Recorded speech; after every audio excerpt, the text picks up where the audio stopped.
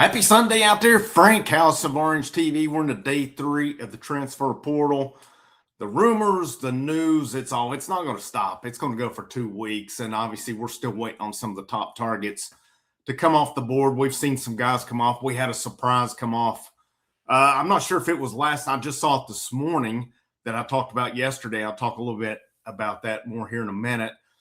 We still don't have a lot of clarity on the quarterback position, but there is a little bit that's out there we can go forth on. But Tennessee has had visitors. They have more visitors. There's more targets popping up. And I just saw another portal entry that seems ideal to me for Tennessee. We'll talk about that. Make sure you hit that like, that share.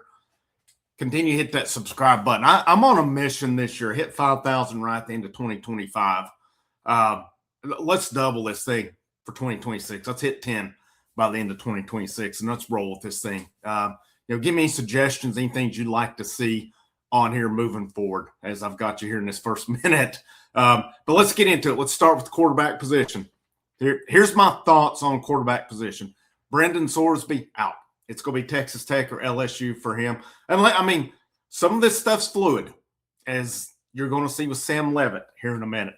But with Sorsby, I've not seen any more talk of Tennessee. It seemed like it was Texas Tech, Tennessee talk at the beginning. I don't know if his price tag's too much or if Tennessee's just not wanting to go that. I've seen the term used, the money ball effect for Tennessee, that they're using analytics. But I don't know about that. People like to make a lot of stuff up with it. None of us really knows, unless we're there, what their approach is to this. I think they have to be smart with it, though, at the same time. Sorsby out. That's who a lot of us thought was probably target number 1 coming in. The Sam Leavitt stuff still is, it doesn't go away, is the funny thing of this. He visited Kentucky. Kentucky nor Texas Tech were mentioned with him originally. He visited Kentucky. Now he's supposedly heading to Texas Tech for a visit.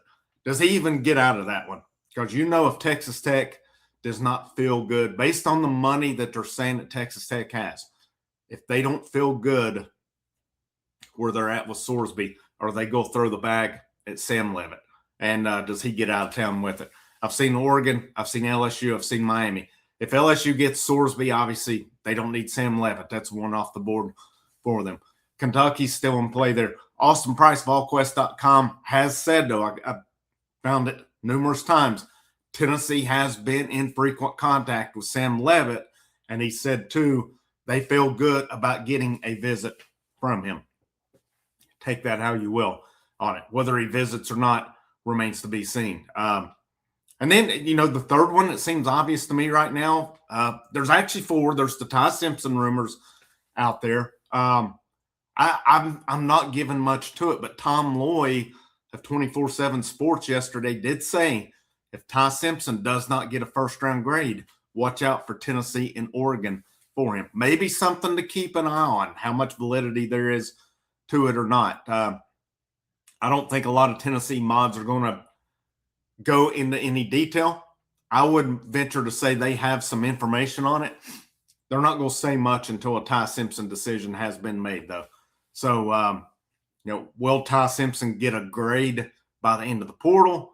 Because he's got to be in it within the next 2 weeks. So, I wouldn't totally rule that one out.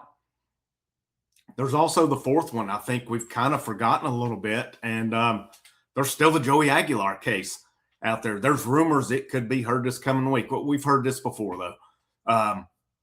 But,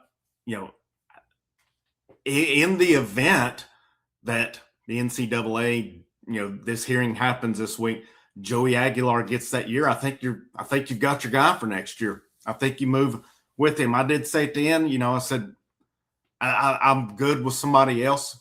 Now we learn that he's playing with cancer in his arm.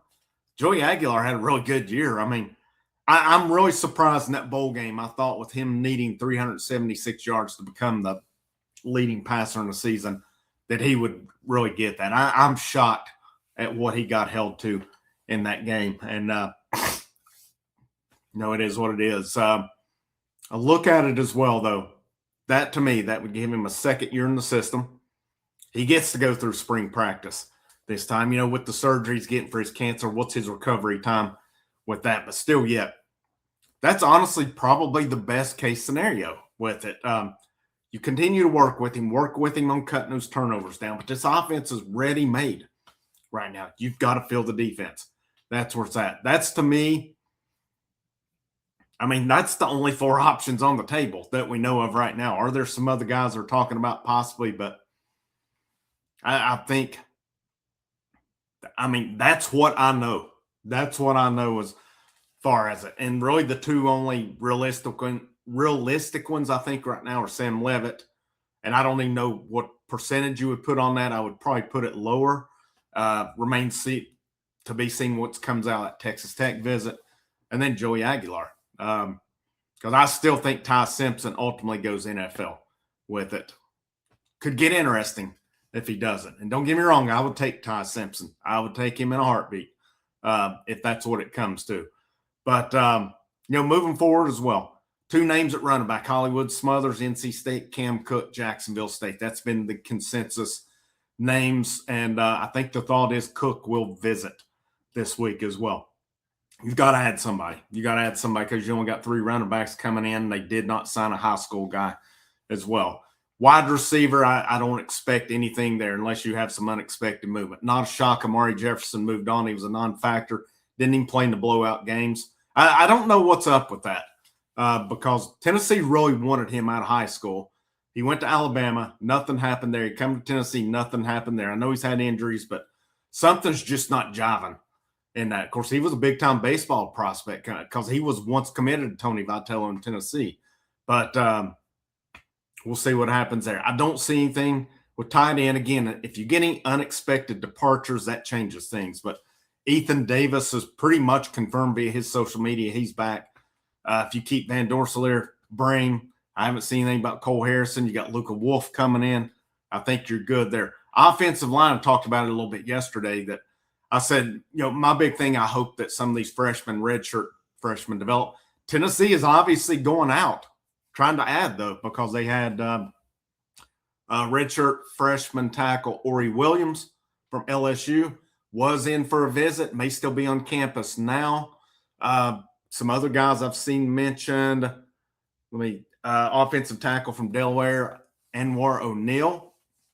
Anwar, I'm not sure the correct pronunciation, so I apologize if I messed it up on it. And Dylan Sikorsky of Oregon State is a couple names I've seen mentioned as well that may be on campus that Tennessee is recruiting. So they're definitely trying to add another lineman. It's pretty interesting to me that they're looking at tackles as well, because my first thought was Jesse Perry, right tackle, Wendell Moy or Sham Umaroff at the guards, Sam Pendleton center. Obviously, David Sanders shifts over to left tackle. But want to keep Perry maybe at guard, Wendell Moy at left guard, and maybe Sham Umaroff's your swing guy in there. It's interesting to see. But and then defense, I mentioned earlier, to me, everything I'd seen, it seemed like Baylor linebacker Keaton Thomas. This was, I hate to say a foregone conclusion, but it seemed to me like it could go quick. It did go quick. It just didn't go to Tennessee. It went to Ole Miss. He visited Ole Miss. He has committed. Now, I've seen people freaking out saying, well, they don't even have a complete staff. Pete Golding is going to be the head coach there. That defensive staff is pretty much intact. It's not a surprise on it. It's not a surprise. It's a surprise he committed based on what we've seen. But so you can scratch Keaton Thomas off the board. Kamori House, North Carolina linebacker, is in. According to the portal rankings, he's ranked higher on it. But to me, one I think is interesting that I just saw a few minutes ago, who is in the portal. Lots of familiarity here as well. Penn State linebacker Amari Campbell had over 100 tackles this year. Who did he play for? He played for Jim Knowles and that defensive staff that's coming over. You got to wonder if that one takes off in a hurry. Here's where my thoughts are on the defense. Add all the Penn State, Ohio State guys that you can add in that middle. You know them.